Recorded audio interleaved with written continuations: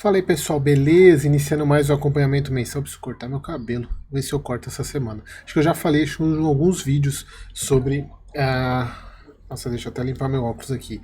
Então vamos falar sobre o KNHF, o Hedge Fund da Kinea, que de fato, se a gente for pensar, acho que é o hedge fund que mais se aproxima da ideia de ser um hedge fund, né? Que é o multi-estratégia.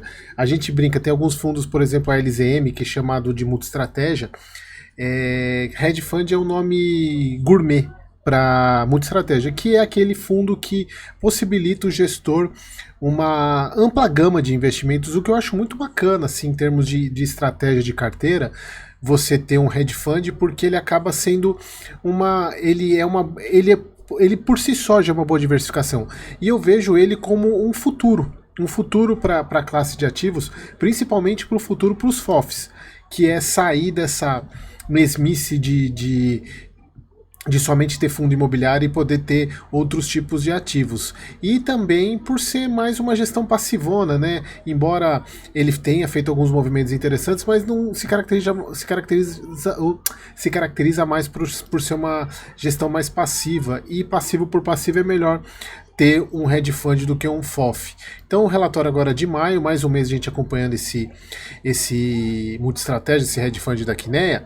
E aqui um ponto que é interessante, que diferentemente de outros que eu acompanho aqui, por exemplo, o VGHF, o ALZM, que são multi-estratégias hedge fund, né? No caso do VGHF tem o hedge fund no nome, o ALZM como multi-estratégia, embora sejam a mesma ideia, mas eles são multi-estratégias de duas classes apenas, embora o VGHF tenha outros ativos na carteira, ele tem a parte de SPS, tem ações também, mas a parte de fundo imobiliário e de CRI é predominante.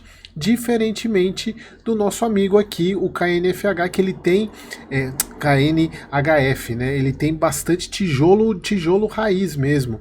Inclusive, foi uma das compras que ele fez recentemente aí, 2 imóveis, que aumentou bem a participação dele em tijolo, e aqui ele coloca, né, como sendo uma parte aqui da estratégia sendo tijolo, embora aqui também entra fundo de tijolo, né, fundo imobiliário de tijolo.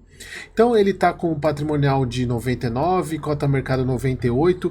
E isso é interessante porque é um fundo que, inclusive, na verdade, se vocês forem ver hoje, estou gravando esse vídeo na segunda-feira, ele já está com 95, então ele caiu bastante da cota patrimonial, então é um ponto interessante para você observar aí na sua estratégia.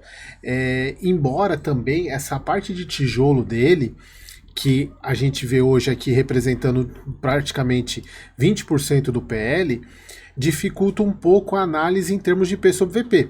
Porque quando a gente está falando de CRI, de cota de fundo imobiliário, beleza, o P sobre VP ele importa bastante. Agora, quando entra em imóvel, já fica um pouco mais difícil de avaliar. Tanto é que hedge fund já é um ativo bem mais complexo de avaliar do que qualquer outro fundo imobiliário em termos de preço. E aí você tem que fazer uma composição aí de ativos, de análises para poder chegar no preço interessante dele. Então, atualmente ele está com basicamente 60% em CRI, sendo 12% em CDI, 48% em inflação, com taxa de mercado 4,8% CDI, 11% inflação, o que é bem interessante, acima do que a gente vê aí na média.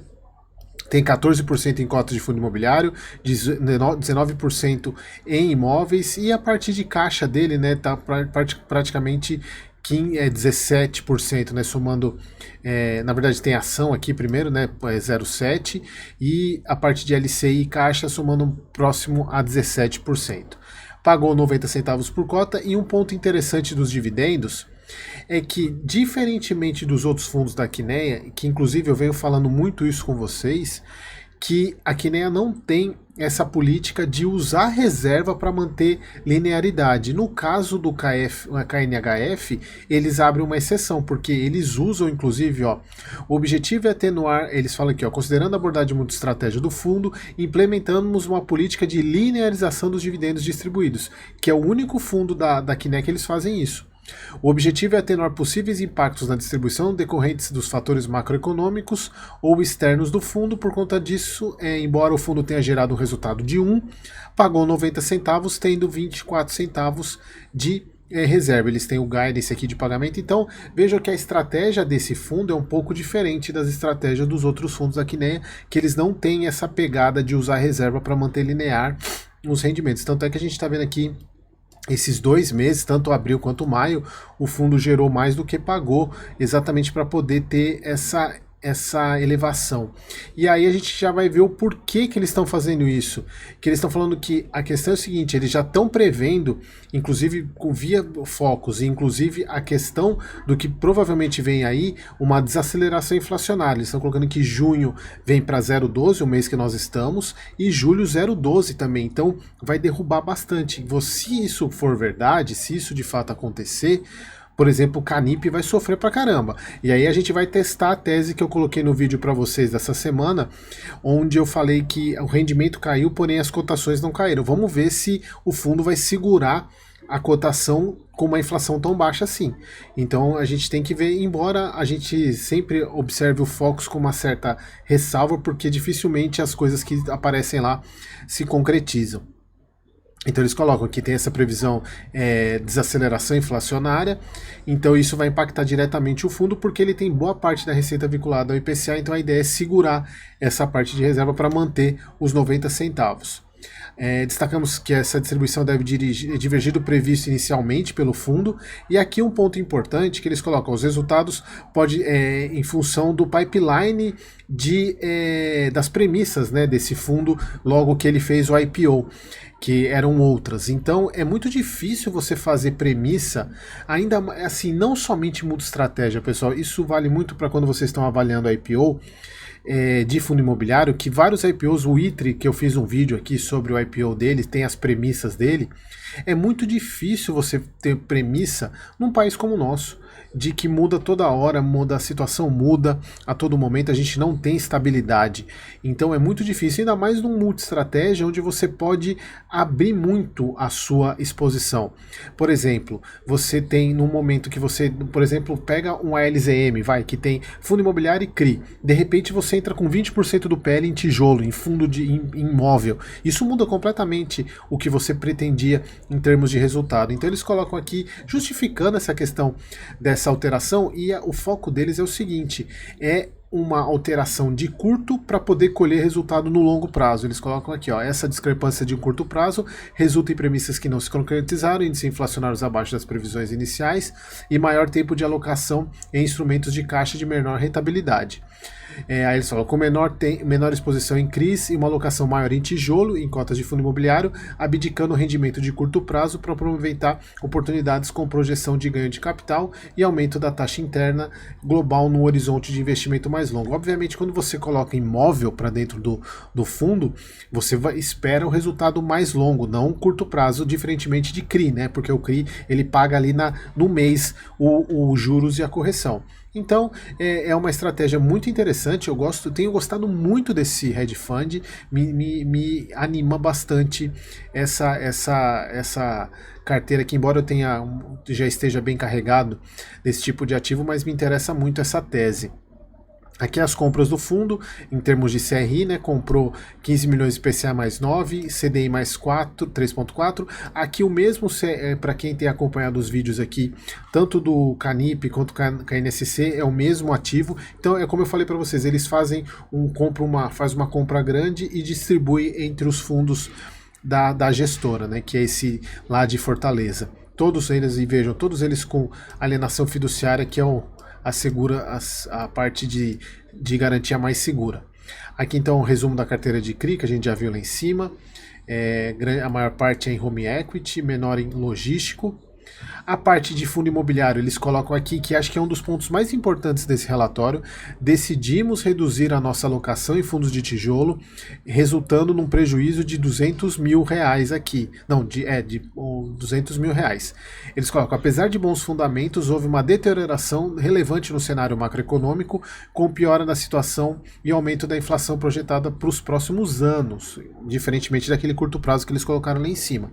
Eles colocam que seguirão com essas reduções. O que eles estão mostrando aqui? Que a Kinea acredita que o cenário de fundo imobiliário, principalmente de tijolo, vai ter uma piora.